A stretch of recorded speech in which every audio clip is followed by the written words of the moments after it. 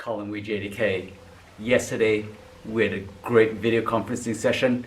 We reviewed several videos that we did on our channel, two of which talked about the applications, a collaborative application between what you see from Jungwen, the double-handed strikes in Jungwen, as well as the Pamagagi from One Heel. So the connection to the lead hand was made, a surge in, a strike overhead, a reconnection, a draw, and coming up from underneath, and a repeat. And then we looked at another video which was unrelated, but looked at the double pressing block from Kwangge. Interesting story. I had a session with a high-ranking Taekwondo black belt. Maybe I shouldn't talk about this. And he was like going, "Oh yes, in this form we do these double pressing blocks just like Kwangge. I don't have any real application for it." And I go, "Hey, what I do, I've got an application that looks at a intertwining of the hands when you actually are receiving a jab cross." And he goes, "No, can't be it." Obviously, because in his mind the press block was done on this level, whereas in the videos that we were reviewing yesterday, we were attempting to trap draw, deflect trap, and then come in, or we basically would then deflect the oncoming jab, block the cross, intertwine the back of the neck, insert the hand underneath the arm, and basically then go in for basically a standing clinch takedown turn. Essentially, they are kind of unrelated, but we basically then talked about what the connection required from a person training at home. And one of the tools in which we were talking about, now before that, I don't do Wing Chun, I don't do Kung Fu. My first initial black belt was an eclectic Chinese style, but that's beside the point. Basically, for Wing Chun or Kung Fu, really, I'm uncertified. Almost like any other massage services that I offer, totally uncertified. But the training for Wing Chun or Kung Fu sometimes looks at a metal ring, or basically the Chinese Kung Fu rings, where they have a solid metal ring that's approximately the diameter of the hand to the elbow, so that they allow the hands to learn how to set up movement while maintaining a certain distance and structure with the body. So it's a dynamic movement, but it maintains a structure relevant to your setup of your hands in relation to obviously your shoulder width, how far you're going, and you basically want to be able to relate both hands to each other in order to not then be unbalanced as you are attacking the opponent.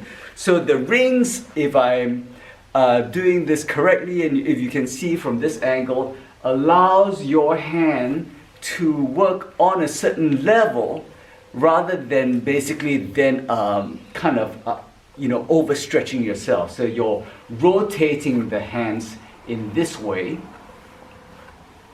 or backwards, and you can go side to side from here.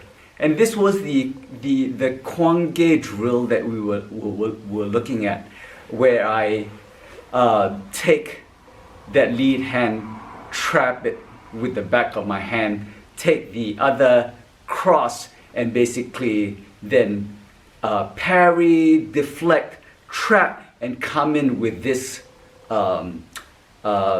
inside knife hand strike.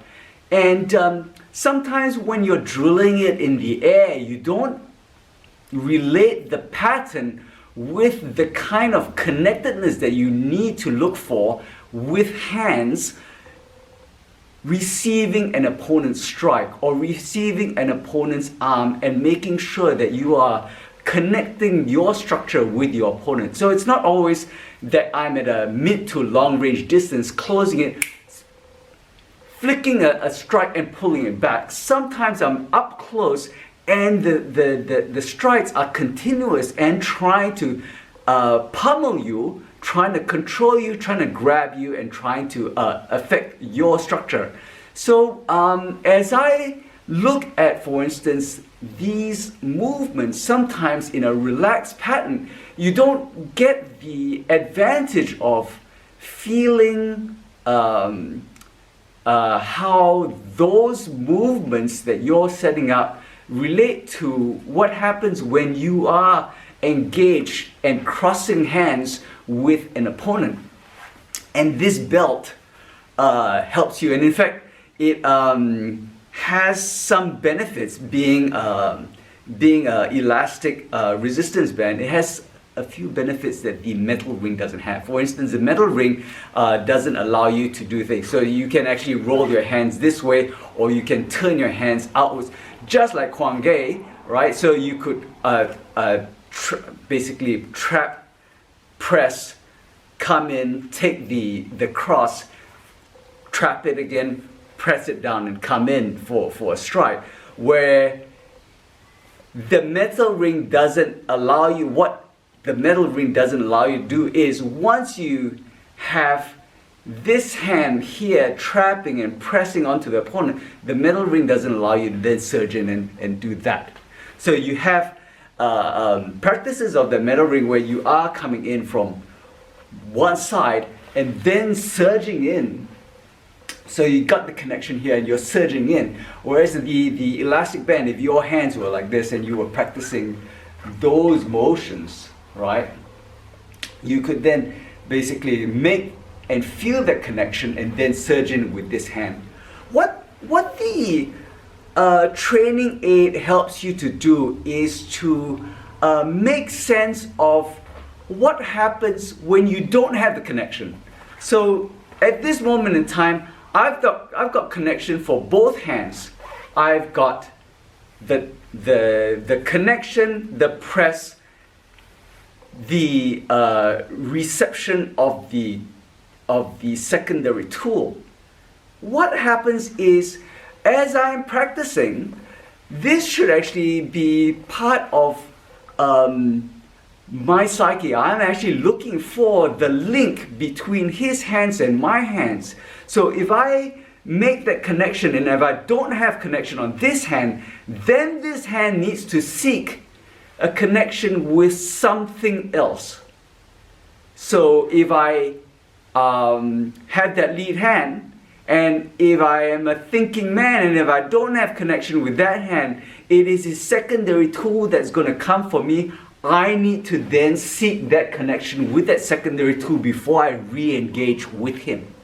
And that's something which is really, really important, that a lot of in the air patterns type training doesn't prepare you to do. Having that tool, and you could probably do this with a belt, or basically really just get the $20 thing off of eBay. This helps you think about the connections that you need to search out for in order for you to then use both hands effectively. Rather than just look at it as a jab and a pullback, you're using the connection to then tie up his hands or his equipment before you come back in and pop him. The benefit there is that sometimes, for instance, if the person is using a knife, you don't want him to be able to retract that equipment or that weapon to then use that against you again. So one of the key things in a quick, for instance, weapons defense class is you need to be able to tie up, and you need to control that hand and immobilize it or slow it down in order for you to do a takedown or a control type move, right? So let's go from that application, that double pressing block, Bunkai application, to the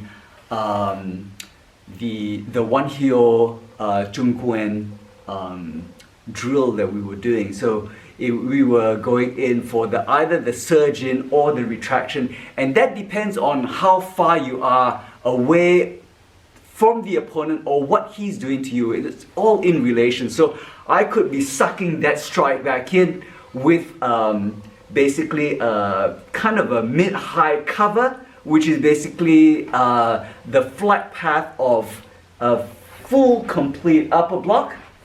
So that's a partial cover before that upper block comes in, and I've made connection with that hand. I then strip that down and I come in from the top, or then I surge in for the head level. He gets that the reading of my intention before I suck that back in, and I come in with an under strike. So that basically then feels the opponent as he makes connection with the hand, and then you can come in over or feel, surge, come in under. And that's a nice way in which to actually feel the openings where the opponent cannot actually be at. So I am actually dealing with his lead hand.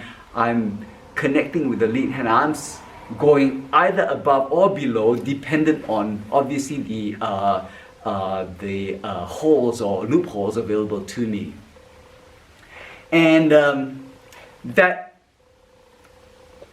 encourages you to make that connection so that the opponent is not just reading what the technique it is that you're throwing. And a lot of, I think, forms work, what it encourages you to do is to look at the primary application or the technique from a sequence of the form.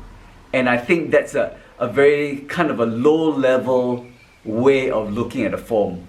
The form basically is not there to teach you a technique. The form is there to just basically prompt you to think of how to use those techniques against a live living opponent. And for me, I am making the connection.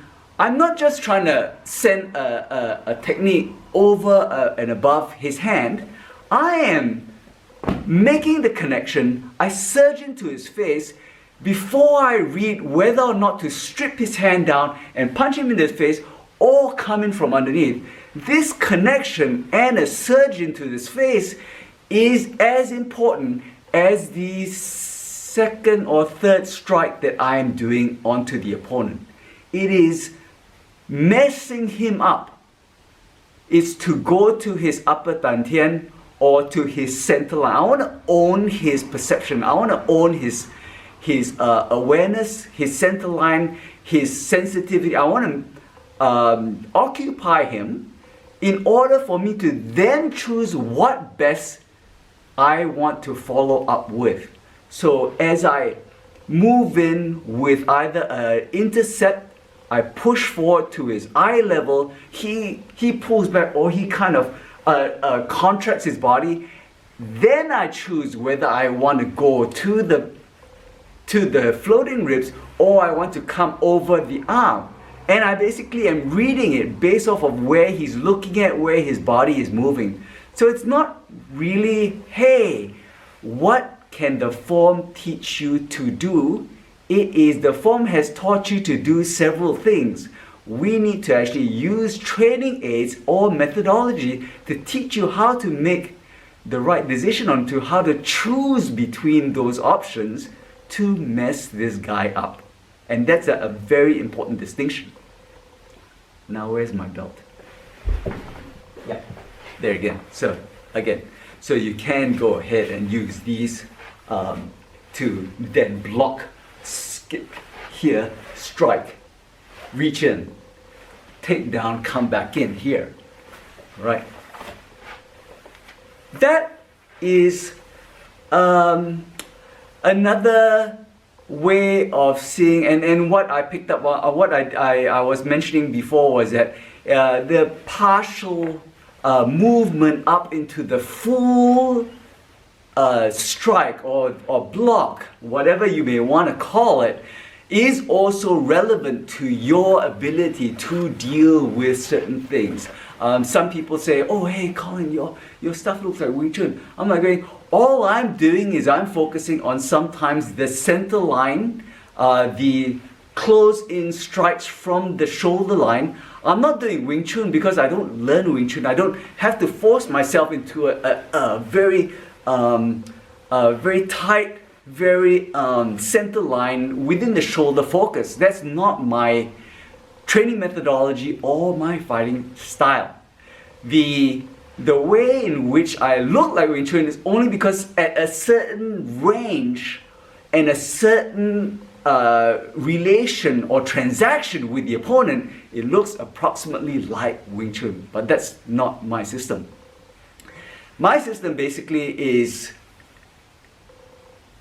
influenced or interpreted based off of the various distances I need to cover down to where I am on top of the opponent, and then when I pull away. So basically I'm trying to blitz, I'm trying to come in, I'm trying to then do what I need to do, close range and proximity, standing clinch, and then pulling back out.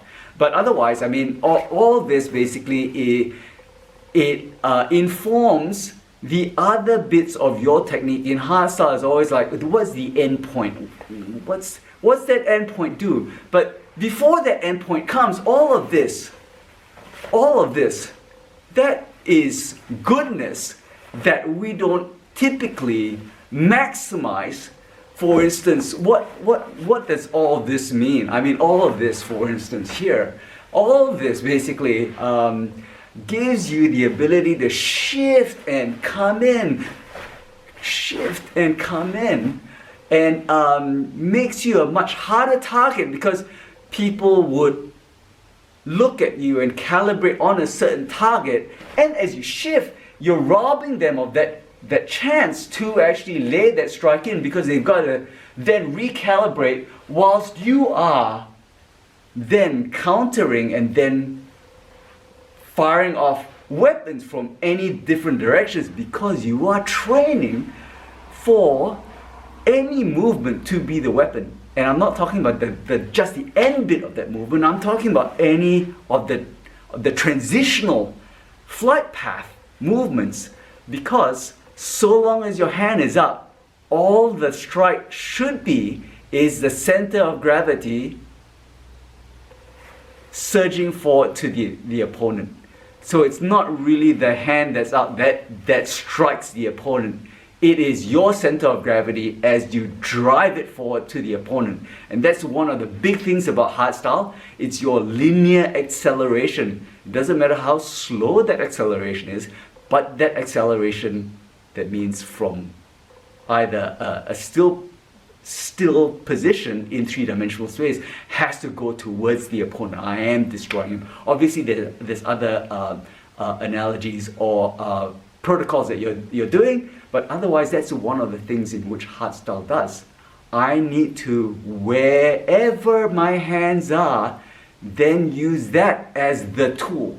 And the tool could be a deflect and then come in for a strike without needing to then chamber and then strike. And these things are informed by other training aids that help you gain value from the transition or the flight path of the entire movements that you're learning within the pattern structure or within your fundamental basics. Otherwise, not so much a video on applications, but otherwise I hope you really enjoy it. Perhaps what we can do is we can actually look at the videos that we were talking about yesterday and then make sense of what I'm talking about today. Thank you very much. Hope your training session at home is going well. You can come up with a training tool like that to help you make that connection with an opponent or an imaginary opponent, and maybe you will be able to use more than just the end bit of your technique to gain that connection with your invisible opponent whilst you're gap closing and coming down to that standing clinch range. Otherwise, take care.